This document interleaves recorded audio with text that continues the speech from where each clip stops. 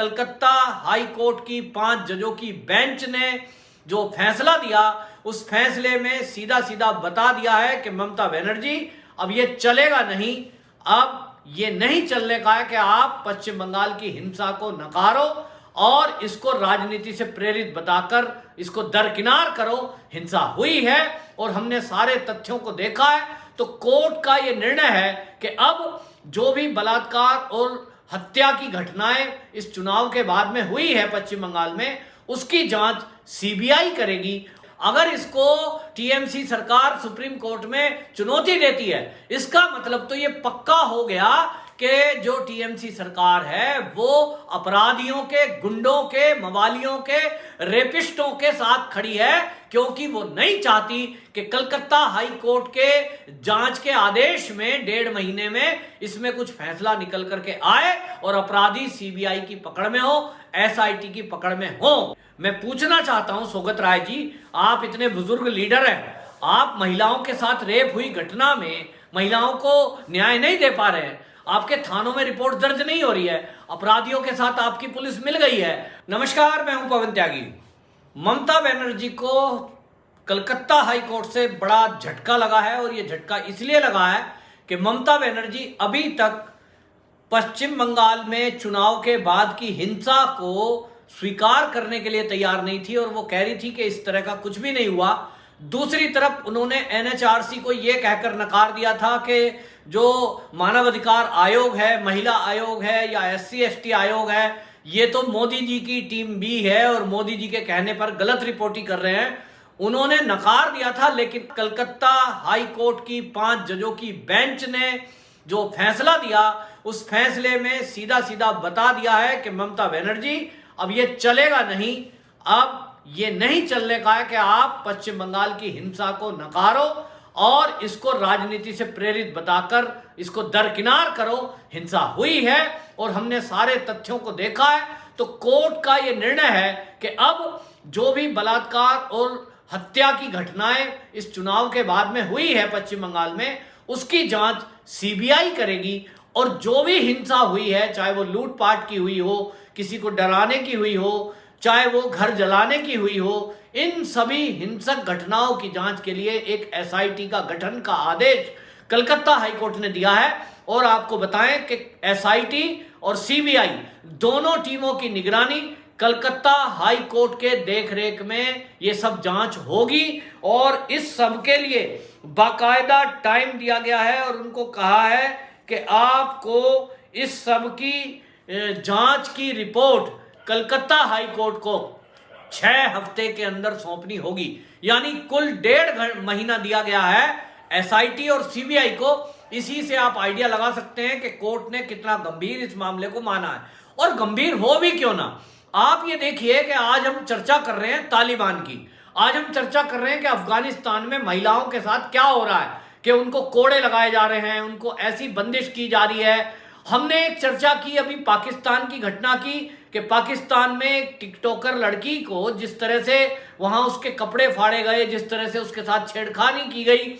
पाकिस्तान जैसे देश ने जहां इतनी कट्टरवादिता है वहां एफआईआर की है और उसकी जांच कर रहे हैं। सब मीडिया और सोशल मीडिया पर पाकिस्तानी भी उस घटना का विरोध कर रहे हैं। लेकिन आश्चर्यजनक तरीके से भारत के अंदर, पश्चिम बंगाल के अंदर चुनाव के बाद जो हिंसा हुई, भारतीय जनता पार्टी की महिला कार्यकर्ताओं को रेप हुआ। एक समझिए कि एक 60 साल की बुजुर्ग महिला और उसकी पोती पोतों के सामने उसके साथ सामूहिक रेप हुआ। कैसा बीता होगा मंजर, वो कैसा होगा, उन बच्चों के दिल पर क्या बीती होगी। लेकिन इसकी चर्चा किसी भारतीय मीडिया ने, 1-2 चैनल को अगर छोड़ दें, उसमें चर्चा नहीं करी। ये जो वामपंथी अवार्ड वापसी गैंग है, ये बात बात में महिलाओं की बातें करते हैं, इन्होंने किसी ने चर्चा नहीं करी और उस बात को दबा दिया गया ये सोचकर के आम घटना है। यहां तक आप देखिए कि सुप्रीम कोर्ट में जब ये बुजुर्ग महिला अपने केस के लिए पहुंची, कलकत्ता हाई कोर्ट में कोई राहत नहीं मिली। पश्चिम बंगाल के थानों में उस महिला की कोई गुहार किसी ने नहीं सुनी, एफआईआर दर्ज नहीं हुई। और जब सुप्रीम कोर्ट में ये महिला एप्लीकेशन लेकर पहुंची तो सुप्रीम कोर्ट में भी सुप्रीम कोर्ट की चीफ जो जज थी उन्होंने अपने आप को इस फैसले से अलग कर लिया, मैं सुनवाई नहीं करूंगी। यानी जज तक भी डरे हुए हैं पश्चिम बंगाल के इस घटना में राजनीतिक दलों से। तो इतना मामला गंभीर था, इसकी चर्चा होनी चाहिए थी, जो नहीं हुई। आश्चर्यजनक तरीके से इन सब घटनाओं पर पर्दा डाल दिया गया और केवल एक ही बात को बल दिया गया जो ममता बनर्जी कह रही थी कि राजनीति से प्रेरित है। राजनीति से प्रेरित है, इसका मतलब वो सारी घटनाओं का जो आरोप लग रहा है वो झूठा है। लेकिन कलकत्ता हाईकोर्ट ने जो टिप्पणी की है उसमें लिखा है, उन्होंने टिप्पणी की है जजों ने, कि हमने ये पाया है कि जिनके खिलाफ हिंसा हुई, जिनको मारा गया, जिनके हत्याएं की गई, महिलाओं के साथ रेप हुए, उनको थाने में एफआईआर उनकी दर्ज नहीं हुई और उनको डराया धमकाया गया कि आप एफआईआर वापस लीजिए। इस तरह का माहौल पश्चिम बंगाल में हो रहा है और इसी दहशत में बहुत सारे लोगों ने, जिन्होंने एफआईआर करा भी दी थी, उन्होंने वापस ले ली। ऐसी बहुत सारी घटनाएं हुई और पुलिस ने अपनी एफआईआर लगा दी उसी बेस पे। पुलिस गई, फॉर्मेलिटी में उनको पहले डराया धमकाया, अपराधी वहीं आसपास घूम रहे हैं और फिर बाद में पुलिस कहती है साहब इन्होंने तो ये कह दिया कि हमने तो एफआईआर कराई नहीं थी। क्या कहेंगे? अगर पुलिस ही अपराधियों के साथ मिल जाएगी तो आम आदमी क्या कहेगा? आम आदमी तो यही कहेगा भैया हमें कोई रिपोर्ट नहीं करानी, हमारी रिपोर्ट वापस दे दो, हाँ जो हो गया सो हो गया। तो ये घटनाएं इस तरह की हुई है, लेकिन कलकत्ता हाई कोर्ट तक पहुंचने की हिम्मत किन्हीं लोगों ने की। और ये जो टिप्पणी कलकत्ता हाई कोर्ट की है और जो फैसला है, ये राष्ट्रीय मानवाधिकार आयोग, SC/ST आयोग, महिला आयोग के उस रिपोर्ट और सारे जो जांच रिपोर्ट सौंपी है उसके आधार पर है। राज्यपाल जी जो हैं जगदीप धनखड़, उनके पास सीधी एप्लीकेशन लोगों ने दी, इस बिना पर ये सारे फैसले हुए हैं। अब ये सब जो कलकत्ता हाई कोर्ट ने फैसला दिया है जांच का, इसके बाद भी मैं आपको बता दूं कि टीएमसी अभी भी जो हिंसाग्रस्त लोग हैं, जो महिलाओं के साथ रेप हुए हैं, उनके साथ अभी भी न्याय करने के मूड में नहीं दिखती है। इसलिए सौगत राय जो उसके सांसद हैं टीएमसी के, वो अभी कह रहे हैं कि ये तो जो है साहब केंद्र सरकार दखल कर रही है। अब ये केंद्र सरकार दखल कैसे कर रही है ये अलग बात है। वो कहते हैं लॉ एंड ऑर्डर के हर मामले में अगर सीबीआई आएगी तो ये तो राज्यों के अधिकार में दखल है।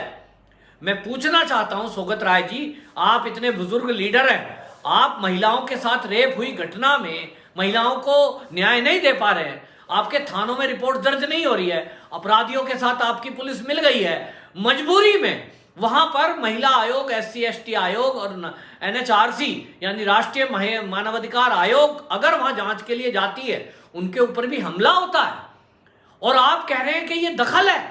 मतलब जो वहां के लोग हैं उनको न्याय नहीं मिल रहा, मानवाधिकार आयोग स्वतंत्र जांच नहीं कर पा रही और आप कह रहे हो कि सीबीआई दखल है। सीबीआई इस देश की संस्था है।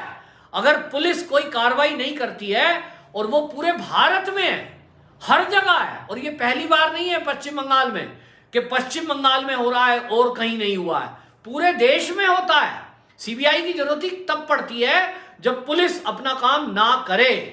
तो पुलिस ने, पश्चिम बंगाल की पुलिस ने अपना काम ठीक नहीं किया है और इसलिए सीबीआई को आना ही पड़ा है। और यह आना अपने आप से नहीं है, कोई मोदी जी और गृह मंत्री ने आदेश नहीं करे हैं कि डायरेक्ट सीबीआई को आदेश दिए हों।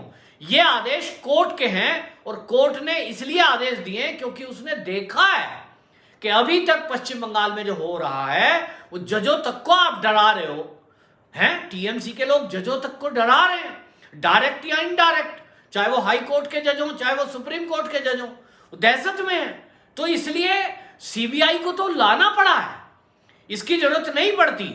उत्तर प्रदेश में जितने केस होते हैं, बड़ा प्रदेश है, घटनाएं होने से कोई नहीं रोक सकता, होते हैं, लेकिन पुलिस त्वरित कार्रवाई करती है अगर पुलिस के संज्ञान में कोई इस तरह का अपराध आता है, तो सीबीआई की जरूरत पड़ती ही नहीं है। हाँ, उसके बाद भी विपक्ष हल्ला करता है तो योगी सरकार सीबीआई को भी ट्रांसफर करते हैं, 1-2 केस वैसे ट्रांसफर हुए हैं, जबकि उत्तर प्रदेश की SIT हो चाहे उत्तर प्रदेश की पुलिस हो, तत्काल कार्रवाई करती है। तो योगी जी तो कभी आरोप नहीं लगाते कि साहब कानून व्यवस्था में ये केंद्र का दखल है, क्योंकि वो चाहते हैं कि जो अपराधी हैं उनके खिलाफ एक्शन हो, जो पीड़ित हैं उन्हें न्याय मिले। तो वो न्याय उत्तर प्रदेश की पुलिस नहीं दे रही है या उससे संतुष्टि नहीं है उनकी, तो उसमें सीबीआई करे, हर्ज क्या है। लेकिन टीएमसी जिस तरह की बयानबाजी कर रही है, जिस तरह से उसके बाद टीएमसी के प्रवक्ताओं ने, सौगत राय ने, ममता बनर्जी ने बयानबाजी की है सीबीआई की जांच और एसआईटी की जांच को लेकर। बल्कि इतना ही नहीं, ये तो ये कह रहे हैं कि अभी हम इस मामले को लेकर सुप्रीम कोर्ट में जाएंगे। यानी टीएमसी की सरकार, टीएमसी के प्रवक्ता, टीएमसी के नेता ममता बनर्जी अगर ये केस को लेकर सुप्रीम कोर्ट में जाते हैं, कलकत्ता हाई कोर्ट के इस फैसले को चुनौती देते हैं कि इस मामलों की जांच, रेप और मर्डर की जांच सीबीआई करे और हिंसा की जांच एसआईटी करे, अगर इसको टीएमसी सरकार सुप्रीम कोर्ट में चुनौती देती है, इसका मतलब तो ये पक्का हो गया कि जो टीएमसी सरकार है वो अपराधियों के, गुंडों के, मवालियों के, रेपिस्टों के साथ खड़ी है, क्योंकि वो नहीं चाहती कि कलकत्ता हाई कोर्ट के जांच के आदेश में 1.5 महीने में इसमें कुछ फैसला निकल करके आए और अपराधी सीबीआई की पकड़ में हो, एसआईटी की पकड़ में हो। अब पश्चिम बंगाल की जनता और देश के पत्रकारों को, लिबरल्स को, वामपंथियों को ये टीएमसी से पूछना चाहिए कि आप इस जांच को रोकना क्यों चाहते हो। सवाल है कि भाई अगर सीबीआई जांच करेगी, 1.5 महीने के अंदर रिपोर्ट प्रस्तुत करेगी, एसआईटी जांच करेगी, तो रेपिस्टों को और हत्या करने वालों को जेल होगी, उनको जल्दी सजा मिलेगी। इसका मतलब कहीं ना कहीं जो आरोप बीजेपी लगा रही है कि टीएमसी के कार्यकर्ता, टीएमसी के विधायक, टीएमसी के गुंडे ही इस अपराध के पीछे हैं, वही रेप के पीछे हैं, इसका मतलब तो वो सिद्ध हो गया। यदि टीएमसी इसको चैलेंज करती है कलकत्ता हाई कोर्ट के फैसले को और सुप्रीम कोर्ट में जाती है, तो इसी से सिद्ध हो जाएगा कि टीएमसी के गुंडों ने ही इस हिंसा और बलात्कार को अंजाम दिया था, इसीलिए उनके बचाव में टीएमसी सुप्रीम कोर्ट जा रही है।